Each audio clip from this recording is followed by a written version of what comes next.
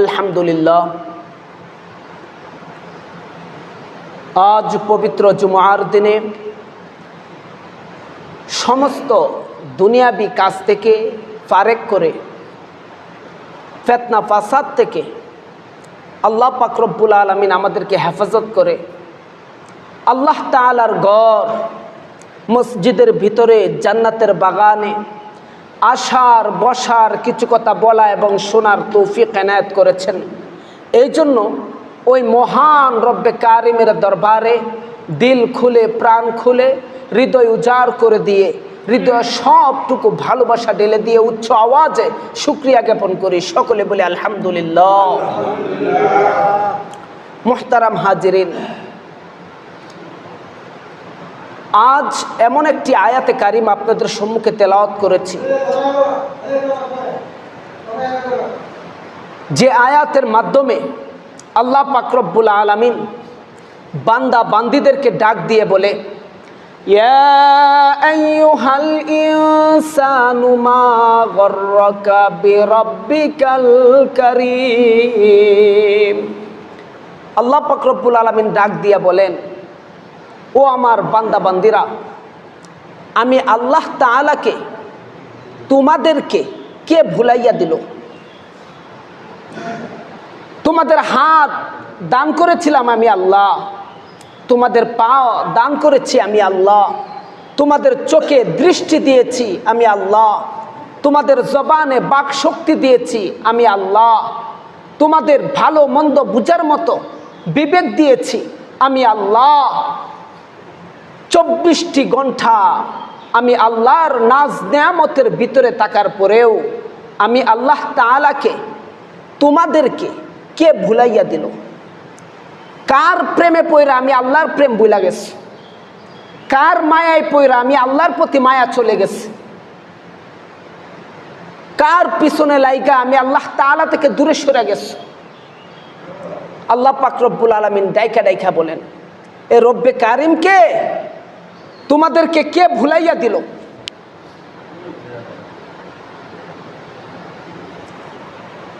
মুহতারাম হাজিরিন, এই জন্য আল্লাহ তাআলাকে ভুলানোর জন্য, ভুলে যাওয়ার জন্য যে সমস্ত জিনিস আমাকে আপনাকে মাওলা থেকে দূরে সরাইয়া দেয়, ওই জিনিসগুলোই হলো আমাদের কি? শত্রু। আর প্রত্যেকটি মানুষ যে যে লাইনেরই হোক না কেন, সে যদি তার শত্রুকে চিনতে না পারে তাহলে তার পরাজয় অনিবার্য। যে যে লাইনে থাকুক না কেন, সে যদি তার শত্রুকে চিহ্নিত করতে পারে তাহলে তার পরাজয় এত তাড়াতাড়ি আসে না। এই জন্য মেরে মুহতারাম দোস্ত, এই মুয়াজ্জিন সাহেব লারাকেস, এই জন্য আমাদের শত্রু চিনতে হবে। আসলে আমাদের শত্রু কি? সবাই এদিকে তাকান, এদিকে তাকান সবাই।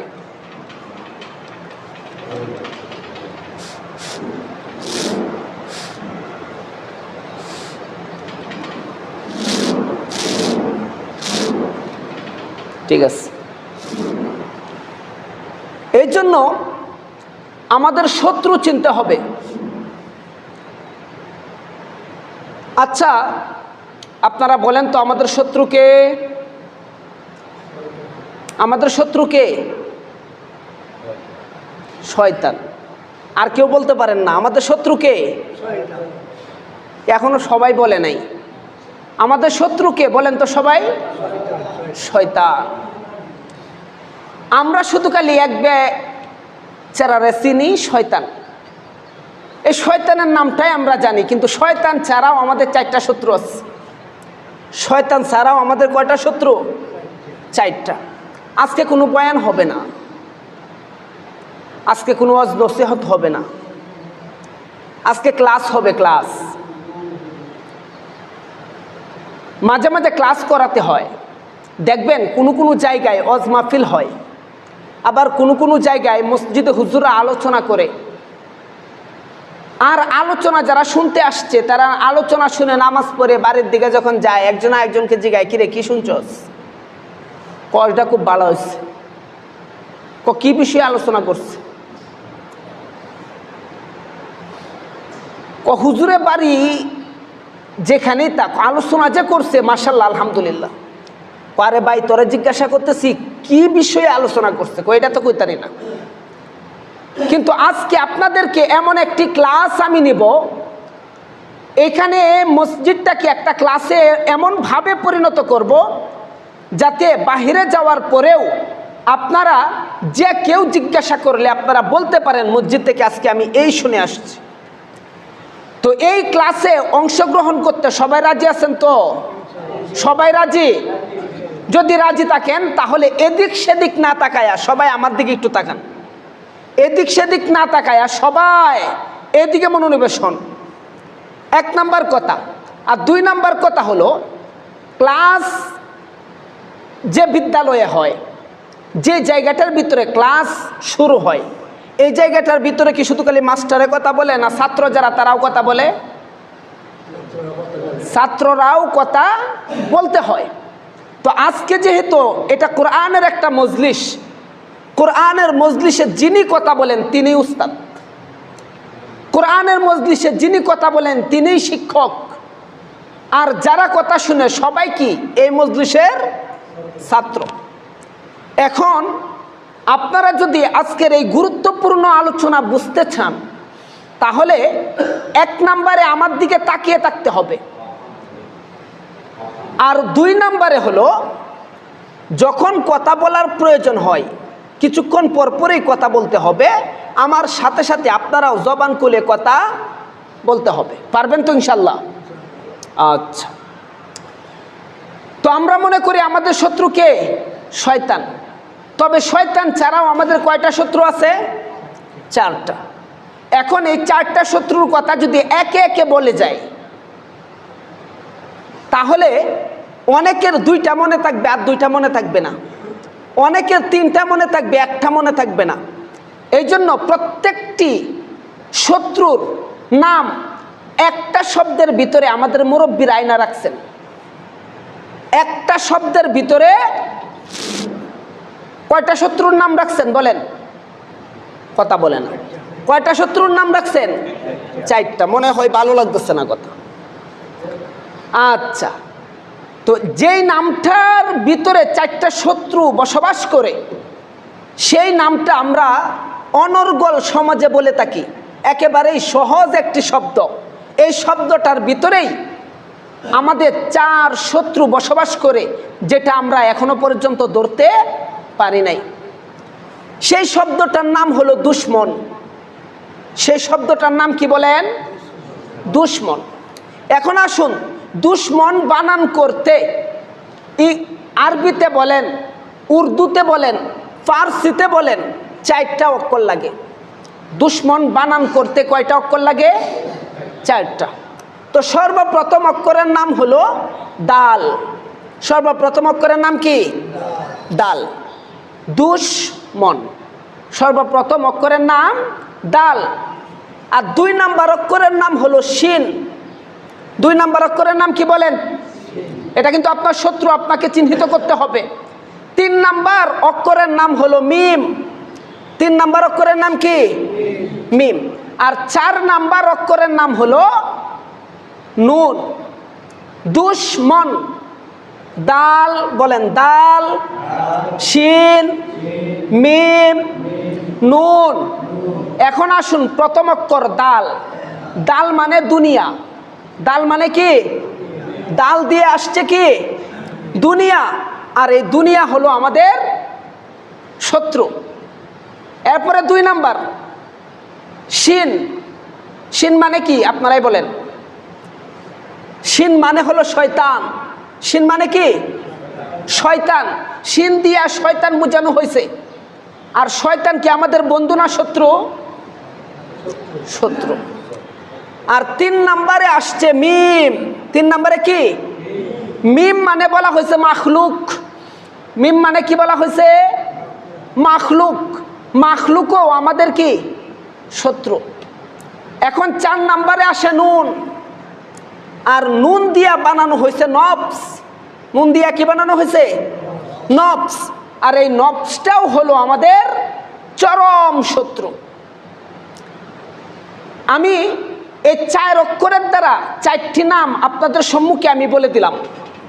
এখন আপনারা একবার আমার সাথে সাথে বলুন, আমাদের শত্রুর নাম কি?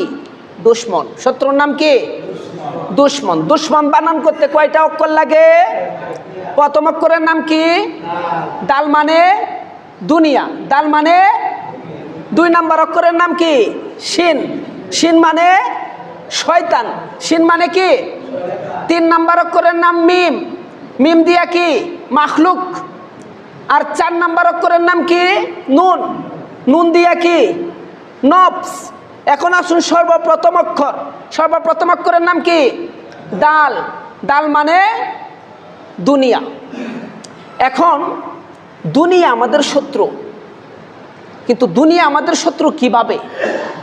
আসুন আল্লাহ তাআলা কুরআনুল কারীমে বলেন, وَاضْرِبْ لَهُم مَّثَلَ الْحَيَاةِ الدُّنْيَا كَمَاءٍ أَنزَلْنَاهُ مِنَ السَّمَاءِ। এই দুনিয়াটাকে আল্লাহ পাক রব্বুল আলামিন পানির সাথে তুলনা করছেন। দুনিয়াটাকে আল্লাহ তাআলা কিসের সাথে তুলনা করছেন? পানির সাথে। জবান খুলে না হায়রে মুসলমান, দুনিয়াটাকে আল্লাহ তাআলা কিসের সাথে তুলনা করছেন? পানির সাথে।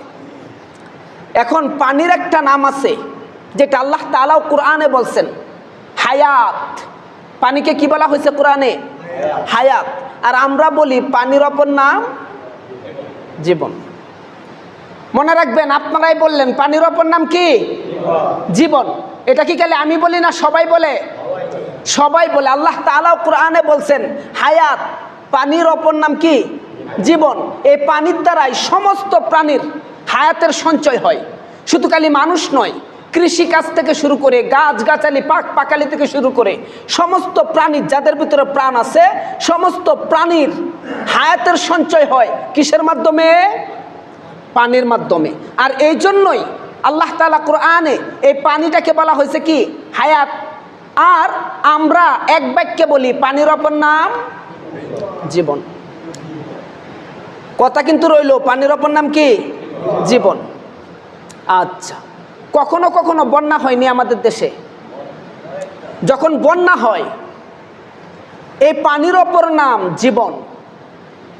আর আল্লাহ তাআলা যখন বৃষ্টিপাতের মাধ্যমে বন্যা সৃষ্টি করেন, আর বন্যার পানি দ্বারা যখন আমাদের হাঁটু পর্যন্ত পানির ভিতরে ডুবে যায়, তখন কি এই পানির নাম জীবন থাকে না? এই পানির নাম কি হয়?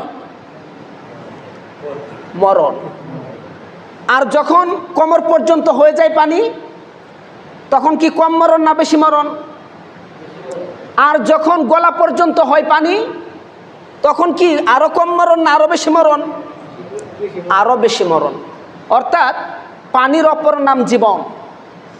তবে এই পানি যতটুকু লাগবে তার চেয়ে যখন বেশি হয়ে যায়, তখন এই পানির অপর নাম আর জীবন থাকে না, এই পানির অপর নাম কি হয়ে যায়? মরণ। ঠিক তদ্রূপ দুনিয়া আমাদের শত্রু।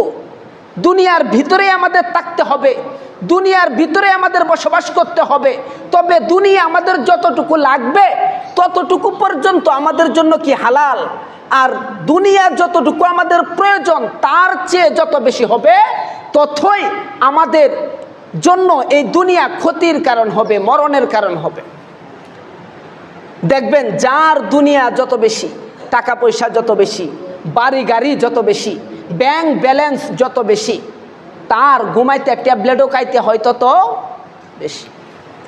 দেখবেন সারা রাত এদিক ওদিক ঘরের ভিতরে হাঁটাহাঁটি করে, অর্থাৎ ঘুম আসে না। এক একটা বিড়ি ধরায়, এক একটা সিগারেট ধরায়, সিগারেট ফুটতেছে, কিন্তু তার ঘুম আর আসতেছে না। অনেক সময় বিবিরে বলে যে বিবি মাথার ভিতরে পানি ডালো, মাথায় পানি ডালে, কিন্তু মাথায় পানি ডাললে কি হবে? তার আগুন তো ভিতরে, তার আগুন ভিতরে, মাথায় পানি ডাললে ঠান্ডা হবে কি করে? অর্থাৎ এই দুনিয়া আমাদের ততক্ষণ পর্যন্ত প্রয়োজনীয়, আমাদের ভালোর কারণ, আমাদের জীবনের কারণ, যতটুকু আমাদের প্রয়োজন। আর প্রয়োজনের চেয়ে যখন এই দুনিয়া আমাদের কাছে বেশি হয়ে যাবে, তখন এই দুনিয়ার মাধ্যমে আর আমাদের জীবিকা নির্বাহ করা সম্ভব হবে না। আখেরাতের এই অতিরিক্ত দুনিয়া আমাদেরকে নিয়ে যাবে কোথায়? জাহান্নামে। মেরে মোহতারাম দোস্ত, দুনিয়ার ভিতরে আমাদের থাকতে হবে, দুনিয়া নিয়ে আমাদের চলতে হবে। মানুষ দুনিয়া ছাড়া চলতে পারবে না। যেমন পানি ছাড়া নৌকা চলতে পারে? পানি ছাড়া নৌকা চলতে পারে না।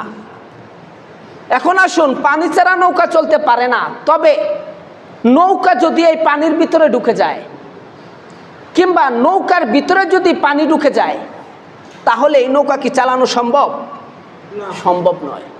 ঠিক তদ্রূপ মানুষ দুনিয়া ছাড়া চলবে না, তবে মানুষের ভিতরে যখন দুনিয়া ঢুকিয়ে দিবে, তখন এই মানুষটাও মুসলমান হিসাবে আর চলার উপযোগী থাকে না।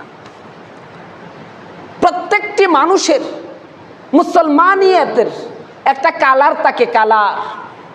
যেমন পানিরও কি পবিত্র হওয়ার জন্য একটা কালার লাগে। যে কোনো পানি দ্বারা পবিত্র হওয়া যায় না। কোন পানি দ্বারা পবিত্রতা অর্জন করা যায়? পানির কয়েকটা গুণ লাগে। যেমন মনে করেন, যেই পানি দ্বারা আপনি পবিত্র হবেন, সেই পানির মধ্যে সর্বপ্রথম আপনাকে 3টা গুণ দেখতে হবে।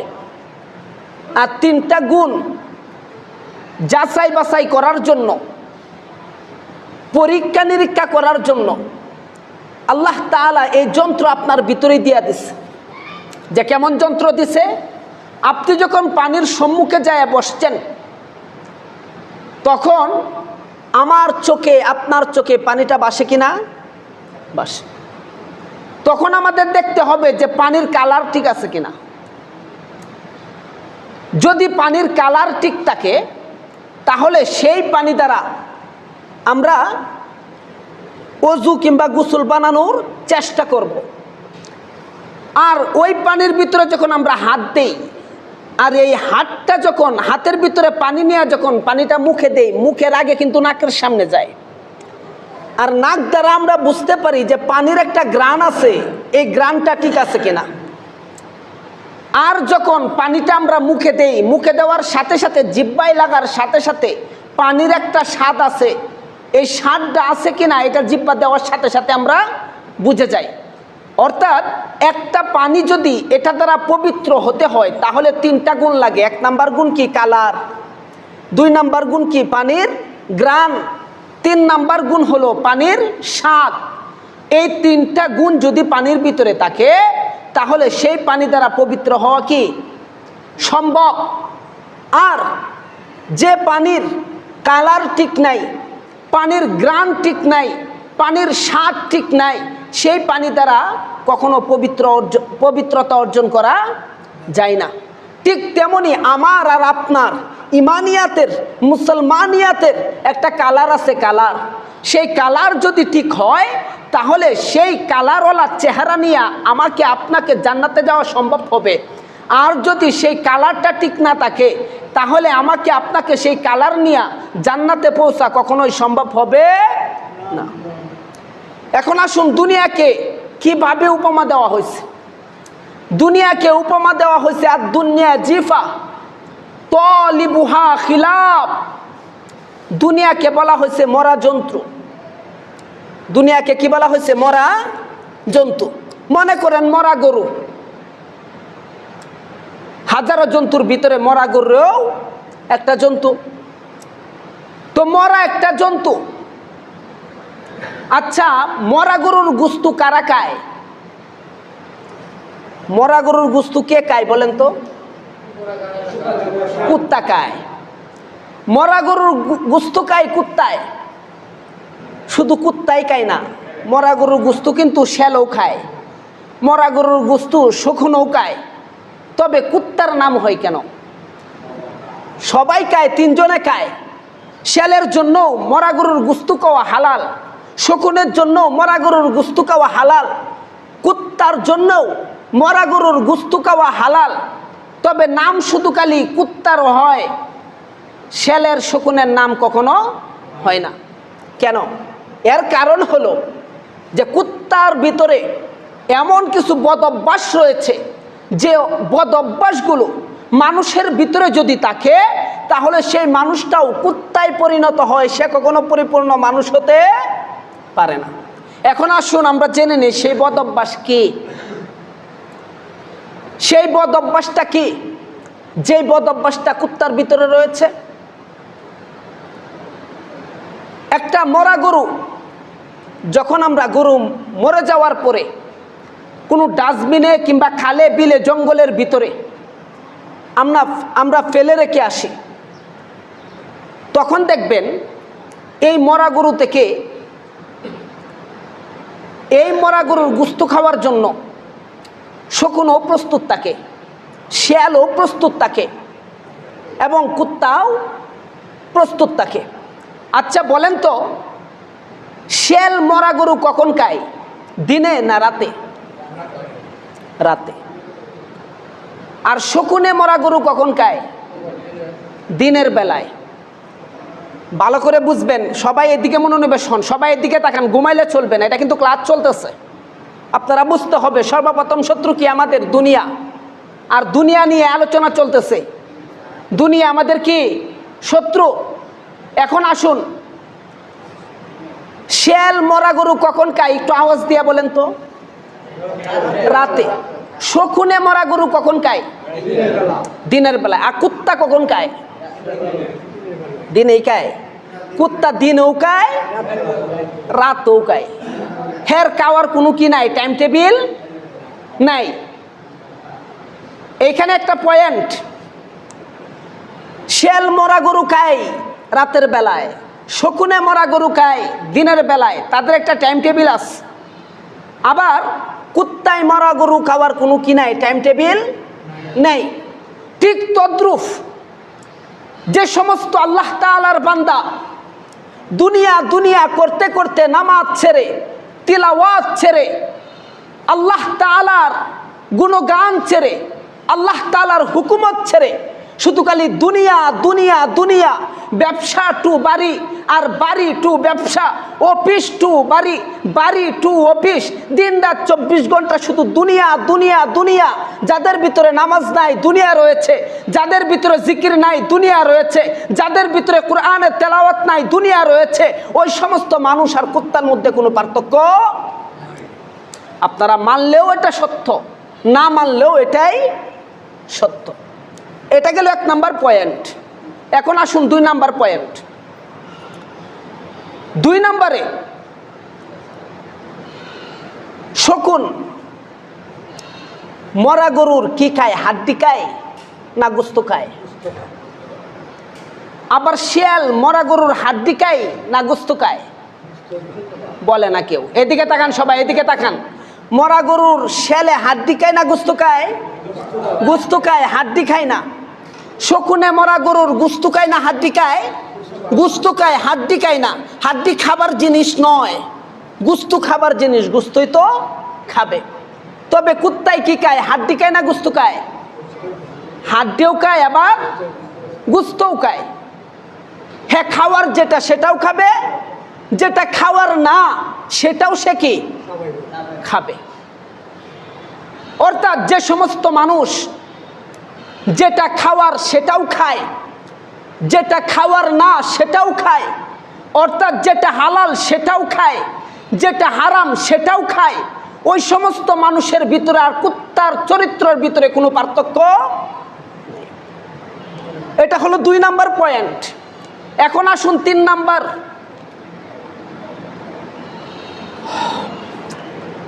শকুনও মরা গরু খায়, শিয়ালও মরা গরু খায়, কুত্তাও মরা গরু খায়। তবে দেখবেন দুপুর হওয়ার সাথে সাথে শকুন গাছের ডালে বসে হুক্কাহু বলে ডাকতে শুরু করে। কাদেরকে ডাকে? তার সঙ্গিনী যারা আছে, তার বেজের যারা আছে, সবাইকে ডাকে যে আসো আসো, এখানে একটা মরা গরু পড়ে আছে, মরা গরু খেতে হবে। আর শিয়াল তো সন্ধ্যার সাথে সাথে হুক্কা হু বলে ডাকা শুরু করে। দেখে কি বুঝায় যে আমার শিয়াল সঙ্গী যারা আসো সবাই আসো, এই জঙ্গলে একটা মরা গরু পড়ে আছে, মরা গরু কি করতে হবে?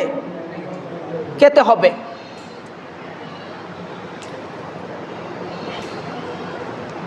এই একই দেখে না? হ্যাঁ দেখতেছে, তুমি এদিকে তাকাও, ওইদিকে তাকানোর তো কোনো দরকার নেই, সবাই এদিকে তাকান। কথা বললে, কথার মাঝখানে কথা বললে কিংবা কথার মাঝখানে এদিক সেদিক তাকালে যিনি কথা বলেন তার কথার ধারাবাহিকতা নষ্ট হয়ে যায়। তো দেখেন, একটা শকুনে যখন মরা গরুর গোশত খায়, খাওয়ার আগেই গাছের ডালে বসে সে সবাইকে ডাকা শুরু করে হুক্কা হু বলে। ডেকে তার সঙ্গী যারা আছে সবাইকে ডাকে। কেন ডাকে? যে আমরা সবাই মিলা এরপরে গোশতটা খাবো। আর শিয়াল সন্ধ্যা হওয়ার পর থেকে ডাক শুরু করে দেয় যে এই গোশত আমার সব শিয়াল বন্ধুদেরকে নিয়ে এরপরে গরুর গোশতটা খাবো।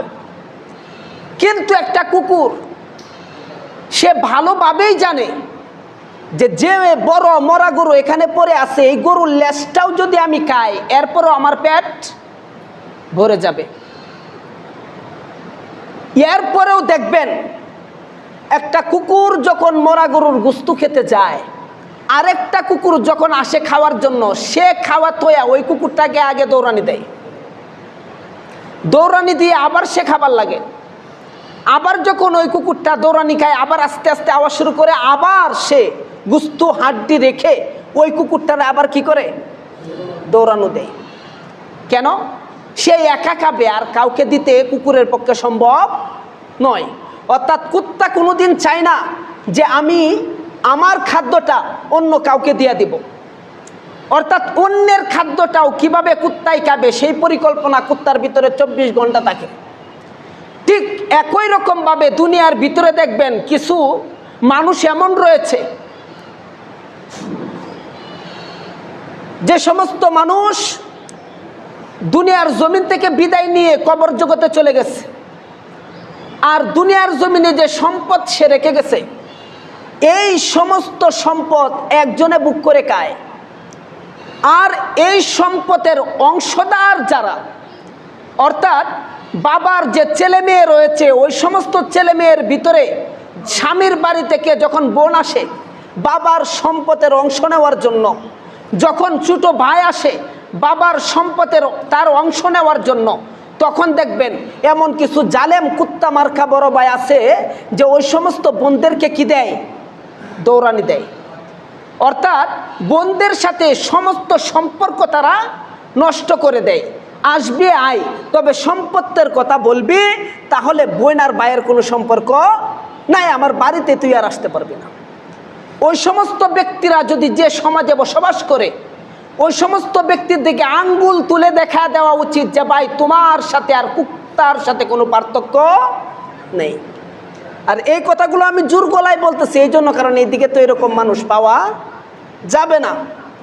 আর যেহেতু কথাটা ইউটিউবের মাধ্যমে সারা বিশ্বের আনাচে কানাচে পৌঁছে যাবে, সেহেতু যারা শুনবে তারা যেন অন্তত কুকুরের স্বভাব মাখলুকাতের ভিতরে, আশরাফুল মাখলুকাতের ভিতরে যাতে কখনো জমা হতে না পারে, আশরাফুল মাখলুকাতের ভিতরে যাতে কোনো কুকুরের স্বভাব তৈরি হতে না পারে, এই জন্য কোরআন ও হাদিসের ব্যাখ্যা দিয়ে এর শানে নজুল হিসাবে দুনিয়া মানুষের কতটুকু সূত্র এবং দুনিয়ার মুখে পড়ে যারা দুনিয়াবি কালচারে, দুনিয়ার নিয়ম নীতি, দুনিয়ার স্বার্থ হাসিল করার জন্য আপন ভাই বোনদেরকে পর্যন্ত ত্যাগ করে ফেলে, তাদের মধ্যে আর কুকুরের স্বভাবের মধ্যে, চরিত্রের মধ্যে যে কোনো পার্থক্য নাই, এটা আজকের পর থেকে বুঝার আর আমাদের কারো বাকি থাকবে না। দর্শক আসুন, আমাদের শত্রুর নাম কি? কি বলছিলাম? দুশ্মন। শত্রুর নাম কি? দুশ্মন। তো এক নম্বরে কি দুশ্মন বানান করতে কয়টা অক্ষর লাগে? 4টা। এক নম্বরে কি? দাল। দাল মানে দুনিয়া। দাল মানে কি? দুনিয়া। আর 2 নম্বরে কি? শিন। শিন মানে শয়তান। এই শয়তান নিয়ে যদি আলোচনা করি তাহলে অনেক সময়ের প্রয়োজন। 4টা জিনিস আমাদের শত্রু। আর 4টা শত্রুকে একটা শব্দের ভিতরে বড় বড় উলামায়ে কেরাম আইনা বন্ধ করছে। সেই শব্দটার নাম কি? দুশ্মন। আর সেই দুশ্মন বানান করতে 4টা অক্ষর লাগে। সর্বপ্রথম অক্ষরের নাম হলো দাল। দাল মানে দুনিয়া। তো আজকে এখান থেকে আমরা কি বুঝতে পারলাম? দুনিয়া আমাদের বন্ধু না শত্রু? আর দুনিয়াকে আল্লাহ তাআলা কিসের সাথে তুলনা করেছেন? পানির সাথে। যতটুকু প্রয়োজন ততটুকু থাকলে ভালো, প্রয়োজনের চেয়ে যখন আমরা বেশি বাড়ায় নিব তখনই এই দুনিয়া আমার জন্য কিসের কারণ হবে? ক্ষতির কারণ হবে। এই জন্য আমরা আখিরাতমুখী হব, দুনিয়ামুখী হওয়ার কখনো চেষ্টা করব না। আল্লাহ পাক রব্বুল আলামিন আমাদের সবাইকে আমাদের শত্রু চিহ্নিত করে নিজেকে আল্লাহ তাআলার সম্মুখে বিজয়ী মানুষ হিসাবে উপস্থাপন করার তৌফিক দান করুক। সকলে বলে আমিন। যারা সুন্নত পড়েন নাই তারা তো সুন্নত পড়বেন। তবে এর আগে আমার কথা হলো, আপনারা মসজিদে আসার পরে কেউ সুন্নতের নিয়ত করিয়েন না। সবাই আয়সা বয়ানের মাঝখানে বসবেন, আগে বয়ান শুনবেন। বয়ানের পরে কিন্তু আমাদের সুন্নতের এই যে এখন একটা সময় দেওয়া হচ্ছে, সময় দেওয়া হবে। আর একদিক দিয়ে বয়ান চলতেছে, আরেক দিক দিয়ে আপনারা সুন্নত পড়তেছেন। এর দ্বারা সুন্নতের খেলাফ হয়।